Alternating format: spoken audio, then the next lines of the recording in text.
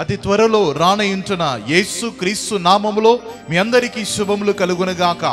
ఇంతవరకు ప్రభు మనల్ని కాచి కాపాడి మనల్ని తన రెక్కల క్రింద సంరక్షించిన దేవాది దేవునికి కృతజ్ఞతాస్తుతులు చెల్లిస్తుంటున్నాను. ఈ సమయంలో ప్రార్థన చేసి మనం ప్రారంభించుకుందాం. కళ్ళు మూసి ప్రార్థన చేసుకుందాం. మహోన్నతుడా, సర్వాధికారి ప్రభువానికి వందనాలు చెల్లిస్తుంటున్నామయ్యా. ఈ సమయంలో ప్రభువా, ఏదైనా మమ్మల్ని ఇంతవరకు కాచి కాపాడిన నీ దయకై కృపకై స్తోత్రం ప్రభా. ఈ సమయంలో ప్రభువా, ఈ పాటను పాడుతుండగా ఈ పాట ద్వారా నీ నామాన్ని మహింపరుచుకొని ప్రభా, ఈ ఆరాధన అభిషేకము ప్రతి ఒక్కరిపై విడుదలవునుగా అని ప్రార్థిస్తుంటున్నాం. ఈ వాక్యముని ధ్యానించుచుండగా ఈ వాక్యం ద్వారా మాతో కూడా మాట్లాడండి. నీ స్వరమును నీ ప్రజలకు ధ్వనింపచేయమని యేసు అతి పరిశుద్ధ నామములో ప్రార్థించి వేడుకుంటున్నాము తండ్రి, ఆమేన్.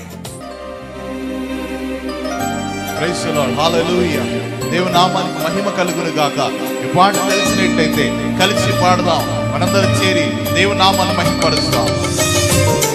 Praise the Lord. Thank you Lord, thank you Jesus.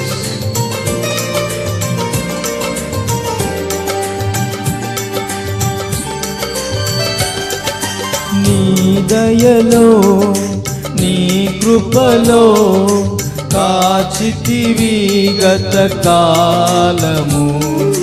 నీ దయలో నీ నీడలో దాచుమయ్యా జీవితాంతరము. నీ ఆత్మతో నన్ను నింపుమా, నీ సేవలో బలించగా దేవా దేవా.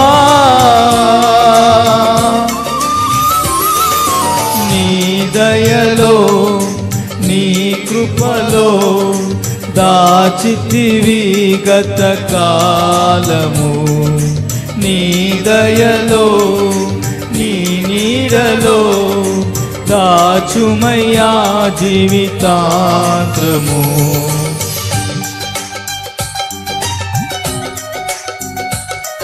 ఈ సంవత్సరం అంతటా ప్రభు మనల్ని తన దయలో తన కృపలో మనల్ని దాచి కాపాడి ఇంతవరకు నడిపించున్నాడు. మనల్ని దాటి వచ్చిన ఈ 2020 సంవత్సరంలో ఎంత భయంకరమైన కాలము దాటి వస్తున్నాము. ఇది కేవలం దేవుని కృప లేనిదైతే మనం దాటి రాలేమండి.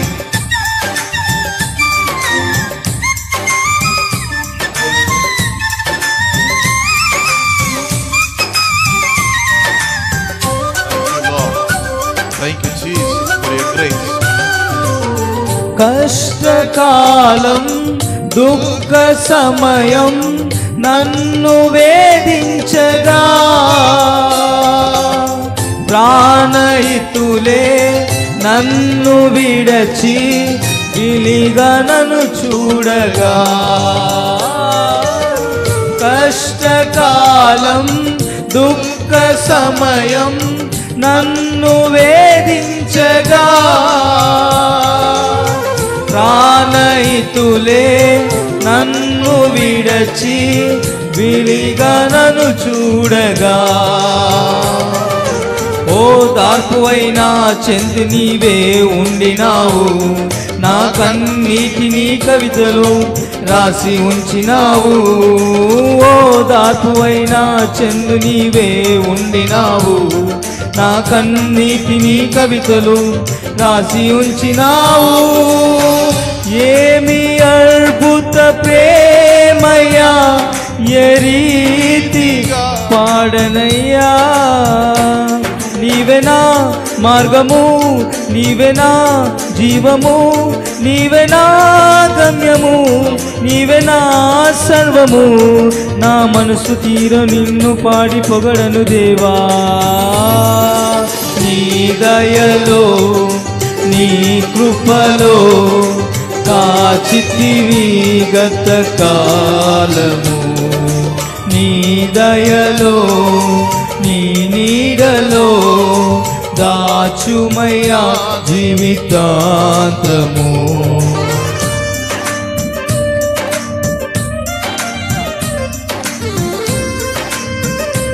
మరియను చూసి దేవుని దూత ప్రత్యక్షమై ఇదిగో నీవు గర్భవతి అయి ఒక కుమారుని కనబోతున్నావు అని చెప్పినప్పుడు, ఒక కన్యక స్త్రీ గర్భమైతే అది ఎంత అవమానము, అది ఎంత నింద, సమాజములో ఎంత అయోమయంగా ఉంటుందండి. కానీ యేసు ప్రభు కొరకు దాన్ని సహించింది, దాని అవమానమును, ఆ యొక్క అవమానమును సహించిన ఒక స్త్రీగా ఉండే. ఏ యోగ్యతను లేని నాయడ నీ కృప చూపితివి,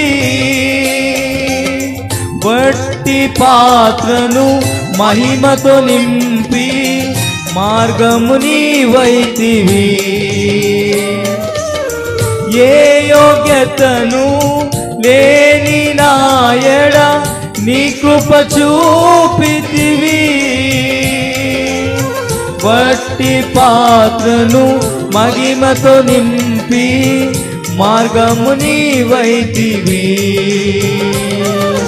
నీ చిత్తమే నా యందు నెరవేర్పోవాలని, నీ సేవయే నా శ్వాసగా కడవరకు నిలవాలని, నీ చిత్తమే నా యందు నెరవేర్పోవాలని, నీ సేవయే నా శ్వాసగా కడవరకు నిలవాలని. నామది నిందను ఆత్మతో నే పాడు స్తుతి గీతం. నీవెనా తోడుగా, నీవెనా నీడగా, ఆత్మతో నింపుమా, శక్తితో నసుమా, నా చెయ్యి పట్టి నడుపము దేవా. నీ దయలో నీ కృపలో దాచితివి గత కాలము, నీ దయలో నీ నీడలో దాచుమయ్యా జీవితాంతము. నీ ఆత్మతో నన్ను నింపుమా, నీ సేవలో బలించగా దేవా.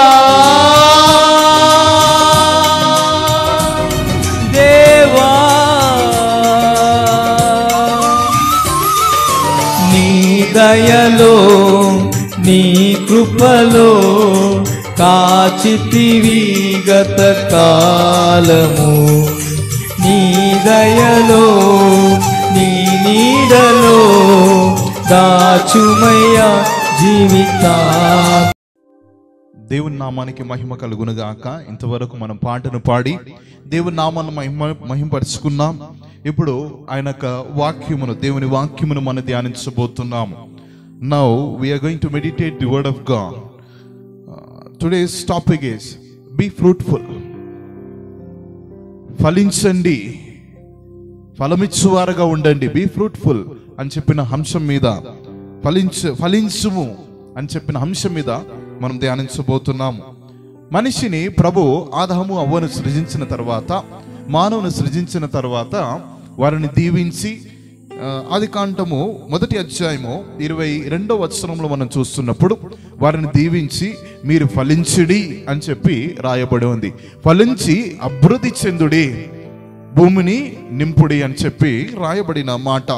Here we see in Genesis chapter 1 verse 22 that God has blessed and said be fruitful. God has blessed and said be fruitful. And he said multiply and have dominion over all the things on the earth, which is in the sea, which is on the earth, which is flying in the air. Everything have dominion over it. God said be fruitful. Prabhannadu falinchudi, ఫలమిచ్చువారుగా ఉండుడి అని చెప్పి be fruitful God said. Prabhannadu be fruitful. అయితే మనం ఫలించువారై ఉండాలంటే how we can be fruitful? God said we have to be fruitful. Then we have to be fruitful. మనము ఫలించువారై ఉండాలి. మనం ఫలం ఇవ్వలేకపోతున్నామంటే ఏంటిది? మనం ఫలించువారై ఉండాలంటే ఎలా మనం ఫలించగలుగుతాం? ఫలించువారంటే ఏంటిది అని మనం చూడబోతున్నాం. మనం చూస్తే మరి యోహాను సువార్త 15వ అధ్యాయంలో మనం చూస్తే 15వ అధ్యాయము 4వ వచనం 5వ వచనంలో మనం చూస్తున్నప్పుడు ఇదిగో తీగ మాత్రము అది ఒంటరిగా అది ఫలించలేదు. ఆమేన్. ద్రాక్షవల్లితో ఈ యొక్క తీగ అది ఇమిడి ఉండాలి, అప్పుడే అది ఫలిస్తుంది. Only the branches can not give the fruit. So this branch has to be connected to the vine. It has to be attached to the vine, then only it can be fruitful. Here we see in Bible, in John chapter 15 verse 4 and 5, we see that abide in me and in you and I in you, as the branches cannot bear fruit of itself unless it abides in the vine, neither can you unless you abide in me. అయితే ఇక్కడ యేసు ప్రభువు వారు చెప్తున్నవారు, ఇక్కడ ఇదిగో మీరు నాలో నేను మీలో, మనం యేసు ప్రభు యందు నిలిచి ఉండాలి, యేసు ప్రభు మన యందు ఉండాలి, అప్పుడు మనం ఫలించగలుగుతాం. కొమ్మ మాత్రం, తీగ మాత్రం తను తానది ఫలించలేదు గనుక నిజమైన ద్రాక్షవల్లి ఉంటున్న యేసు ప్రభుతో మనం ఇమిడి ఉండాలి. we have to be connected to the vine, we have to connected to the grape vine, then only the creeper, the branches can be fruitful. So we see here we have to be abided in God, and we abided in God. In us God has to be there and we in God. మనము దేవుని యందు నిలిచి ఉండాలి, దేవుని యందు మనము నిలిచి ఉండాలి. ఆమేన్, హల్లెలూయా.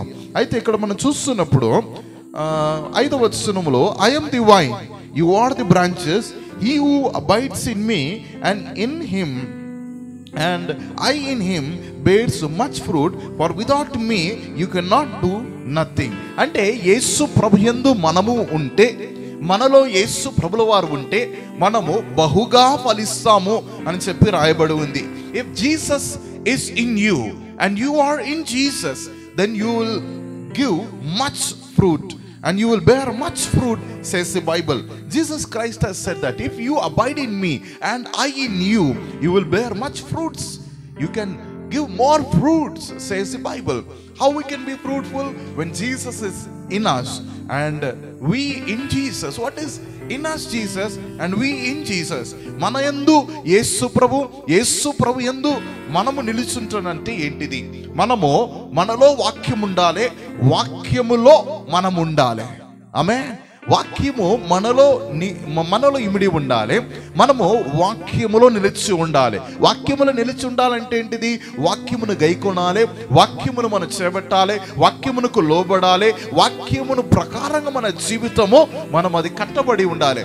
అప్పుడు మనము కొమ్మలై ఫలించు తీగలై ఉండగలుగుతాము. యేసు ప్రభు యందు అంటే యేసు ప్రభు ఆయన వాక్యమై ఉన్నాడు. మొదటి యోహాను పత్రిక 1వ అధ్యాయము, యోహాను సువార్త 1వ అధ్యాయం 1వ వచనంలో మనం చూస్తున్నప్పుడు ఆదియందు వాక్యం ఉండెను, ఆ వాక్యము దేవుడై ఉండెను, ఆ వాక్యమే దేవుడై ఉండేనని చెప్పి మనం చూస్తున్నాం. when we see in John chapter 1 verse 1 and verse 1, Gospel according to St. John chapter 1 and verse 1, we see here that in the beginning there was word, and the word was with God, and the word was with God. In the beginning was the word, and the word was with God, and the word was God. Amen. అయితే ఈ వాక్యం అనే దేవుడు మనలో ఉంటే, మనము ఆయనలో ఉంటే మనం బహుగా ఫలిస్తాం. అయితే ఈ యొక్క లూకా సువార్త 1వ అధ్యాయము 27వ వచనం నుంచి 35వ వచనం వరకు చూస్తున్న ఆ యొక్క వాక్య భాగములో రాయబడిన ఒక విషయం ఏంటిదంటే, మరియా తనను ఒక దేవుని దూత వచ్చి దర్శించి, ఇదిగో నీవు గర్భవతి అయి ఒక కుమారుని కనబోతున్నావు, ఆయన పేరు యేసు అని చెప్పి ఈ యొక్క దేవుని దూత మరియతో చెప్తుండగా మనం చూస్తున్నాం. అయితే మరియ తనకి నేను పురుషుని ఎరగని దాన్ని కదా, నేను ఎలా ఒక కన్యక ఎలా నేను గర్భవతిగా నేను గర్భవతి అవ్వచ్చు, లేకపోతే నేను కుమారుని ఎలా కనవచ్చు అని చెప్పి తను అక్కడ ప్రశ్న మరలా ఆ దేవుని దూతను అడుగుచుండగా మనం చూస్తున్నాం.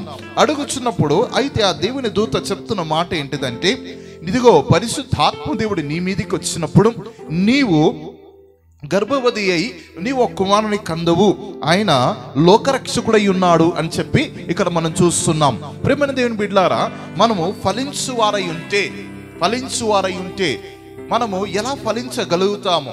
మరియా ఈ దేవుని దూత దిగి వచ్చిన తర్వాత ఆ దేవుని దూత ఇదిగో నీవు గర్భవతి అయి కుమారుని కనబోతున్నావు అని చెప్పిన వెంటనే ఎలా ఈ యొక్క మరియా ఎలా దాన్ని అంగీకరించింది? ఇది దేవుని దూత వచ్చి మాట్లాడుతున్నది, లేకపోతే దేవుని దూతనే ఈయన వచ్చి మాట్లాడుతున్నాడు అని చెప్పి ఈ మరియా ఎలా దాన్ని అంగీకరించగలిగింది? How she could able to accept, how Mary could accept that when the angel appeared unto her, and the angel said unto her that behold, you will conceive in your womb and bring forth a son, and he shall be shall call his name Jesus. He will be great and will be called the Son of the Highest, and the Lord will give him the throne of his father David, and he will reign over the house of Jacob forever, and of his kingdom there will be no end. And Mary said to the angel, how can this be, since I do not know a man? How can it be? How can this happen? I don't know any man. I'm still not married. I'm just engaged. How can a virgin woman can give birth to a baby? How could it happen? This kind of a message an angel brought, and it was exposed to Mary. It was given to Mary. This message was given to Mary. Mary was very astonished, and she was wondering that how it can happen when I am not having a physical relationship with a man. I'm still not get married. I'm virgin. How can I get conceived? She was asking the angel of God. ఈ దేవుని దూతని చూసి నేను ఎలా గర్భవతి అవ్వచ్చు? నేను ఇంకా పురుషుని ఎరగని దాని కదా, నాకు ఇంకా వివాహం అవ్వలేదు, నేను వివాహం అవ్వకుండా నేను కన్యక అయి ఉన్నాను, నేను ఎలా గర్భవతి అయ్యి నేను ఎలా కుమారుని కనగలుగుతాను అని చెప్పి ఆ యొక్క మరియా ఆ యొక్క దేవుని దూతను అడుగుతున్నప్పుడు, ఈ మరియా కన్యక మరియా ఆ దేవుని దూతను అడిగినప్పుడు దేవుని దూత అక్కడ చెప్తున్న విషయం ఏంటిదంటే, and the angel answered to Mary that how can I be conceived? Mary was asking the angel. Then Mary said to the angel, how can this be, since I do not know a man? And the angel answered and said to her, the Holy Spirit will come upon you, and the power of the Highest will overshadow you, and therefore also the Holy One who is born will be called the Son of God. అయితే ఇక్కడ the angel of God said that the Holy Spirit, the highest, the power of the Highest will overshadow you. The Holy Spirit will come upon you. పరిశుద్ధాత్మ దేవుడు నీ మీదకి వచ్చినప్పుడు సర్వోన్నతుని దేవుని యొక్క శక్తి నీ మీద వ్యాపిస్తుంది అని చెప్పి ఆ దేవుని దూత చెప్తున్నది. ప్రియమైన దేవుని బిడ్డలారా, ఈ యొక్క విషయము చాలా ఆశ్చర్యమైనది. ఈ యొక్క మరియా కాలంలో మనం చూస్తున్నప్పుడు ప్రియమైన దేవుని బిడ్డలారా, మనము ఈ యొక్క మరియాకు ముందు ఉంటున్న కాలము, ఈ మత్తయి సువార్తకు మలాకి మధ్యలో ఉంటున్న ఆ ఎడబాపు ఆ యొక్క కాలం ఏంటిదంటే, it is called, there is a 400 years silent period. Malachi last వచనానికి, చివరి వచనానికి, మత్తయి రాసిన సువార్త మొదటి వచనానికి, ఈ రెండు పుస్తకానికి మధ్యలో ఉన్న ఆ కాలం ఏంటిదంటే 400 సంవత్సరాలు. అక్కడ ఏం జరిగిందో, అక్కడ ఏమైందో ఎవరికి తెలియదండి. అది నిశ్శబ్దమైన కాలము, అది చీకటి కాలము అని చెప్పి రాయబడి ఉంది. The last verse of Malachi and also the first verse of Matthew, Malachi and Matthew, between this both books, the gap between this both book is 400 years. That period is called silent period, and also it is called dark period. The dark period and the silent period. Why it is called dark period? Why it is called silent period? Because the 400 years God was not having any people, the mankind was not having any connection with the God. There was no revelation from the God, no vision from the God, no dream from the God, not even a single angelic visitation, no prophetic word, no prophet, nothing was there. There was no connection between the mankind and the God. Because of that reason, it is called a dark period. Without God, everything is dark, because He is light and we are the children of the light. Amen. హల్లెలూయా. అయితే ఈ యొక్క మలాకి last వచనానికి, చివరి వచనానికి, మరి ఈ యొక్క మత్తయి మొదటి వచనానికి మధ్యలో ఉంటున్న ఈ యొక్క కాలం ఏంటిదంటే 400 సంవత్సరాలు ఇది చీకటి కాలము, నిశ్శబ్ద కాలము అని చెప్పి దానికి చెప్పబడుతుంటారు. ఎందుకు అది చీకటి కాలం అంటే దేవునికి ప్రజలకు ఉంటున్న ఆ బాంధవ్యము, ఆ యొక్క సంబంధము అస్సలు లేకుంటే ఉండదండి. మనుషులకి దేవునికి మధ్యలో ఏ సంబంధం లేకుండా 400 సంవత్సరాలు వారు జీవించి ఉన్నారు. ఆ కాలములో ఎందుకు అది చీకటి కాలం అంటే దేవుని వాక్యము లేని కాలము, ఆ చీకటి కాలము. దేవుని యొద్ద నుంచి ఒక్క మాట లేదు, ఒక ప్రత్యక్షత లేదు, ఒక దర్శనము లేదు, ఒక కళ లేదు, ఒక దేవుని దూత వచ్చి మాట్లాడడం లేదు, ఒక దేవుని దూత వచ్చి దర్శించడం లేదు, మరి ఒక ప్రవక్త లేడు, మరి ఒక ప్రవక్త యొక్క మాట లేదు, ప్రవచనము లేదు, ఏమీ లేని కాలము. మనుషులకు దేవునికి మధ్యలో ఉంటున్న ఆ యొక్క సంబంధమే లేదండి. దేవునికి మనుషులకు సంబంధం లేకుండా 400 సంవత్సరాలు గడిపారు. దేవుడు లేని జీవితము అది చీకటి జీవితము. దేవుడు ఎక్కడ లేడు అండి, అక్కడ అది చీకటి మయమే. ఎందుకంటే దేవుడు వెలుగై ఉన్నాడు, ఆయన నిత్య వెలుగై ఉన్నాడు. దేవుడు లేనిదే, యేసు ప్రభు లేనిదే మన యొక్క జీవితము చీకటి. ఈ యొక్క సమయంలో ఎవరైతే ఈ యొక్క వీడియోను వీక్షిస్తున్నారో, ఈ యొక్క మాటను వింటున్నారో, నీ జీవితంలో యేసు ప్రభు లేకపోతే నీవు చీకటిమయమే, నీవు అగాధ చీకటిలో ఉన్నట్టే దానికి అర్థము. If Jesus is not there in your life, you are in the darkness. If you are in Jesus and Jesus in you, that means you are in the light. You are in the light of the God. నీవు దేవుని వెలుగులో ఉన్నావని నీవు దాన్ని గ్రహించాలని చెప్పి దేవుని వాక్యం అంటుంది. ప్రియమైన దేవుని బిడ్డలారా, ఈ యొక్క మాటను వింటున్న నీలో యేసు ప్రభు లేకపోతే నీవు ఫలించలేవు. నీలో యేసు ప్రభు లేకపోతే నీలో వెలుగు లేదు అన్నట్టే దానికి అర్థం.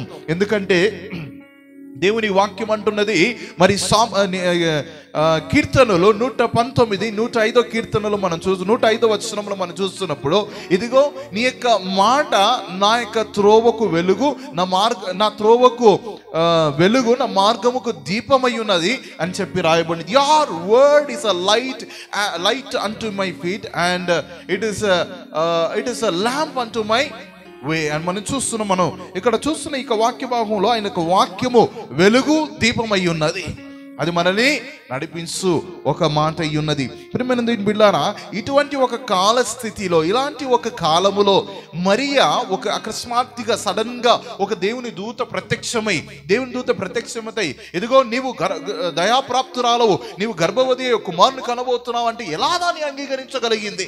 How could Mary could accept the word of the angel when there was no angelic visitation for 400 years? There was no vision, no dream, no revelation, no prophet, no prophetic word. Then how the Mary can accept the word from the angel that you shall be conceived and you shall bear a son and his name shall be Jesus and he is the savior, he is the son of the most high God? How can the Mary could accept?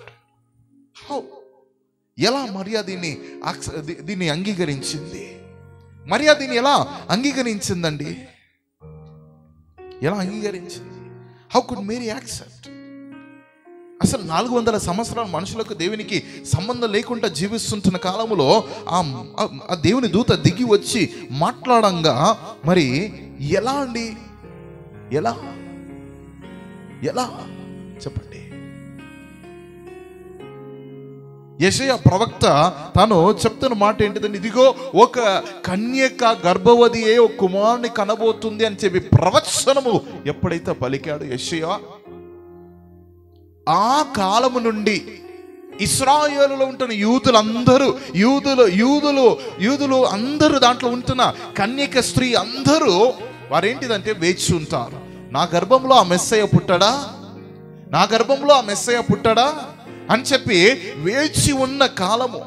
యెషయా ప్రవచించింది ఏ కాలములో, మరియా జీవించే కాలం ఏ కాలము, దాని మధ్యలో ఉంటున్న 400 సంవత్సరాల ఆ యొక్క చీకటి కాలం, నిశ్శబ్ద కాలము, ఇవన్నీ దాటుకుంటా వచ్చిన తర్వాత, ఈ కాలమని దాటుకుంటా వచ్చిన తర్వాత కూడా ఈ మరియా ఆ మాటను విశ్వసించి, ఆ మాటను పట్టుకొని తను చెప్తున్న మాట ఏంటిదంటే, ఇదిగో ఆయన ఆ ప్రవచనం నమ్మి, ఆ ప్రవచనం పట్టుకొని తను దేవుని యొక్క సన్నిధిలో వేచి ఉన్నది. The prophecy which was given by Isaiah, prophet Isaiah, he has given a prophecy that behold, a virgin will bear a son, and she will give birth to a son. From that period, every virgin girl who were in Israel, they used to, the Jewish virgins, they used to wait upon the Lord. Will not in my womb this Messiah will take birth? Will not my womb will be chosen by the God to take birth? Every virgin woman, many virgin women, they were waiting upon the Lord. They were waiting. Yes, there were many virgin girls, they were waiting upon the Lord. అనేక కన్యక స్త్రీలు దేవునిపై వేచి ఉన్నారు, దేవుని కొరకు వేచి ఉన్నారు. నా గర్భంలో ఈ యొక్క మెస్సయ పుట్టడా అని చెప్పి. బట్ హియర్ వి సీ, ఇక్కడ మనము లూకా సువార్తను మనం చూస్తున్నాము. లూకా సువార్తను చూస్తున్న విషయం ఏంటిదంటే, మొదటి అధ్యాయం 28వ వచనం. And having coming in the angel and said to her, rejoice highly favored one, the Lord is with you, blessed are you among women. Amen. దయా ప్రాప్తురాలా, ఇదిగో నీవు దేవుని చేత దీవించబడిన ఒక స్త్రీ అని చెప్పి, ధన్యురాలువు నీవు. Here we see in Genesis chapter 1 verse 22, God has blessed and he said, be fruitful. ఇక్కడ మనం చూస్తున్నప్పుడు ఇక్కడ అదే చెప్తున్నాడు, ఇదిగో ధన్యురాలువు నీవు. The Lord is with you, blessed are you among the women. Why among the women? God has chosen Mary. Among the women, God was chosen. Mary was chosen by God among all the women. Amen. His womb was chosen for God, for the special purpose, for the plan of God, to the eternal plan of God, the plan which was before the foundation of the earth. The Mary was chosen. Amen. She was with the Lord. Mary was with the Lord and she was cleaved with the Lord. ఆమె దేవునితో ఇమిడి ఉండే అండి, పరిశుద్ధాత్మలో తను ఇమిడి ఉండే. She was connected with the Lord. Many things were happening around her. Many were saying that there is no vision, no dream, no angelic visitation, no revelation. But she was cleaved with the God. She was holding to the word of God, and she was looking unto the face of the Lord, and she was waiting upon the Lord. When the angel came and said that you shall be conceived. Amen. Yes, my dear beloved brothers and sisters, she was with the Lord already, and the Holy Spirit overshadowed her, and she was filled by the power of the Holy Spirit, and she conceived. She gave fruit, a greater fruit to this world. The womb of her fruit, the fruit of her womb was salvation to the whole mankind. తన గర్భ ఫలము మానవులందరికీ రక్షణ దయచేసిందండి. గర్భఫలము, ఈ మరియా ఇచ్చిన ఒక ఫలము తన ఫలభరితంగా ఎలా మారింది. How she could able to give much more fruit to this world. Fruitful. She was cleaved to the Lord. She holded the word of God. She could able to be fruitful. Her fruit, the fruit of her womb, was the salvation for the whole mankind. It was the savior of the whole world. For the whole mankind, it was the savior. She gave a fruit. Amen. Hallelujah. తను దేవునితో ఇమిడి ఉంది గనుక, దేవుని వాక్యమును బట్టి దేవునిపై వేచి ఉన్నది గనుక, దేవుని వాక్యంపై ఆధారపడి ఉన్నది గనుక, దేవుని ప్రవచనం పలికిన ఆ మాట దేవుని వాక్యం మీద తను ఆనుకొని ఉన్నది గనుక, దాన్ని పట్టుకొని దేవుని మీద వేచి ఉన్నది గనుకయే ఆ యొక్క దేవుని దూత వచ్చి నీవు గర్భవతి ఇవ్వబోతున్నావు అని చెప్పి, ఇదిగో నువ్వు ఒక కుమారుని కనబోతున్నావు, ఆయన పేరు యేసు అని చెప్పంగానే వెంటనే దాన్ని అంగీకరించింది. ఆ యొక్క దేవుని దూత పలికిన ఆ వాక్యము, ఆ మాట అనే బీజము ఈ యొక్క కన్యక ఈ స్త్రీ అయి ఉంటున్న ఈ యొక్క మర్యాదని అంగీకరించింది గనుక ఆ బీజము తనలో వెళ్ళి ఆ యొక్క బీజము ద్వారా తను ఫలించింది. ఈ వాక్యం అనే బీజమును నీలో ఉంటే, యేసుప్రభు అనే బీజము నీలో ఉంటే నీవు బహుగా ఫలిస్తావు. నీలో యేసుప్రభు ఉంటేనే నీవు ఫలించగలుగుతావు. ఈ కడవరి కాలములో ప్రతి ఒక్కరు ఫలించువారై ఉండాలి. ఫలించకపోతే ఫలించని కొమ్మలు నరికి అది అగ్నిలో కాల్చబడుతుంది అని చెప్పి మన వాక్యంలో చూస్తున్నాం. నీవు ఫలించని ఒక కొమ్మనవైతే, నీవు ఫలించని ఒక వృక్షం అయితే, ఫలించని ఒక వ్యక్తి అయితే నీవు నిన్ను నరికి దాన్ని అగ్నిలో కాల్చివేయబడతారు. అదే వాక్యం అంటుంది. గొడ్డలు సిద్ధంగా ఉంది, అది తయారుగా ఉంది. The axe is ready to cut all the branches, all the tree which is not giving the fruit. We are in the end time. Prepare yourself, be fruitful. Amen. మనం ఫలించువారై ఉండాలి. ఎలా ఫలించగలుగుతామో? మనలో దేవుని వాక్యము ఉండాలి, మనము వాక్యములో ఉండాలి, మనలో యేసు ప్రభు ఉండాలి, మనము యేసు ప్రభు యందు నిలిచి ఉండాలి. యేసు ప్రభు యందు నిలిచి ఉండాలంటే ఏంటిది? దేవుని వాక్యమందు మనం నిలిచి ఉండాలి. ఈ వాక్యమును నమ్మాలి, ఈ వాక్యములో మనం వేచి ఉండాలి. ఆమేన్, హల్లెలూయా. ఈ కడవరి కాలంలో మనం వేచి ఉన్నామండి. ఈ కడవరి కాలం మనం వేచి ఉన్నాము. దేవునికి రాకడ త్వరగా ఉన్నది అని వచ్చే సమయంలో అలనాడు యేసుప్రభు భూమి మీద ఉన్నప్పుడు ఒక అంజూరపు చెట్టు దగ్గర ఫలముని ఎదురు చూసి దాని ఎద్దకు వెళ్ళినప్పుడు, ఆ యొక్క చెట్టు ఎద్దకు వెళ్ళినప్పుడు దాంట్లో ఏ ఫలము లేదనగా ఇంకయో నువ్వు ఫలించకపోవును గాక అని చెప్పి ఒకే ఒక మాట చెప్పాడు. ఇంకా ఆయన పోయి మరలా తిరిగి వచ్చేటప్పుడు శిష్యులు దాన్ని చూసి ఆశ్చర్యపడి ఏంటిదంటే ఆ చెట్టు మొత్తం ఎండిపోయిందండి. ఇప్పుడు ఇదిగో నేను 10 సంవత్సరాల క్రితం బాగా సేవ చేస్తానండి, నేను ఫలించేవాడిని, విశ్వాసంలో దృఢంగా ఉన్నాను, ఆత్మ వరములో నింపబడి ఉన్నాను, ఆత్మ ఫలములు ఇచ్చేవాడిని అని చెప్పి ఆ కాలంలో ఉన్న ఏదో 10 సంవత్సరాల క్రితం రక్షణ పొందిన కాలంలో చెప్తున్నా ఆ కార్యం నువ్వు చెప్పుకోకూడదు. యేసు ప్రభు వచ్చు కాలములో, మనుష్య కుమారుడు వచ్చు కాలములో విశ్వాసమును కనుకొందునా? Shall the man of God see the faith when he cometh? ఆయన వచ్చేటప్పుడు విశ్వాసమును చూస్తాడా? విశ్వాసం అంటే ఏంటిది? ఆత్మ ఫలములో ఒక ఫలము. యేసు ప్రభు ఎప్పుడు వస్తాడో ఎవరికి తెలియదు, తండ్రికి దేవునికి మాత్రమే తెలుసండి.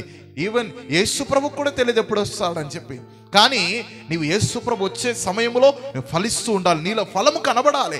అలా ఫలిస్తున్న ఒక వృక్షం అయ్యి ఉండాలి. You should be a fruitful tree. You should be fruitful. When you can be fruitful? When you are connected to the vine, grape vine, to the main branch, main stem. You have to connect it to Jesus. You have to be connected to the Word of God. When Word of God is in you, and you have to be in the Word of God, and in you the Word of God has to be there. Amen. There are 2 ark in the Bible. One is Ark of Covenant. The second thing is Ark of Noah. One thing you understand, my dear brother and sister, in the Ark of Covenant there was word. Are you in the Ark of Covenant? Are you in the Ark of Covenant? And the second thing is the Ark of Covenant, you have to be in the Ark of Covenant, and the Ark should be in you. Amen. Hallelujah. In the Noah's Ark, they were inside, they were saved. How they were saved? By the word which they received from the God. What is in the Ark of the Covenant? There is a word and the manna and the Aaron's rod. If you have the word in you, you will be saved. If you are in the word, in the Ark, you will be saved. Both it has to be. నీవు దేవుని యందు, అది యోహాను సువార్త 15:4 మీరు నా యందును నేను మీ యందును నిలిచి ఉంటే మీరు బహుగా ఫలిస్తారు. ఆమేన్. కడవరి కాలంలో మనం ఉన్నాం, బహుగా ఫలించువారై మనం ఉండాలి. కళ్ళు మూసి మనం ప్రార్థన చేసుకుందాం. మరియా ఎలా లోకమంతటా ఒక దిక్కున్నా కానీ మరియ మాత్రం ఫలించే ఒక వృక్షముగా, ఫలించే ఒక కొమ్మగా తను ఉండే తన యొక్క జీవితం ద్వారా ఒక ఫలమునిచ్చింది, గర్భ ఫలమునిచ్చింది. ఆ ఫలము లోకానికి రక్షకుడు అయ్యింది, లోకమునకు రక్షణను తెచ్చిపెట్టింది. ఆ ఫలము నీ ఫలము ద్వారా, నీ ఫలము ద్వారా నువ్విచ్చే ఫలం ఎలాంటి ఫలము? మంచి ఫలములు ఇస్తున్నావా?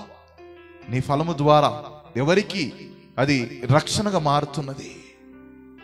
యేసు మరి మన అపొస్తలుల కార్యం మనం చూస్తున్న పరిశుద్ధాత్మ దేవుడు మీ మీదికి వచ్చినప్పుడు మీరు బలము నొందుతారు. అప్పుడు మీరు భూమి గంతుల వరకు మీరు సాక్షులై ఉందురు. సమరియా, యూదయ,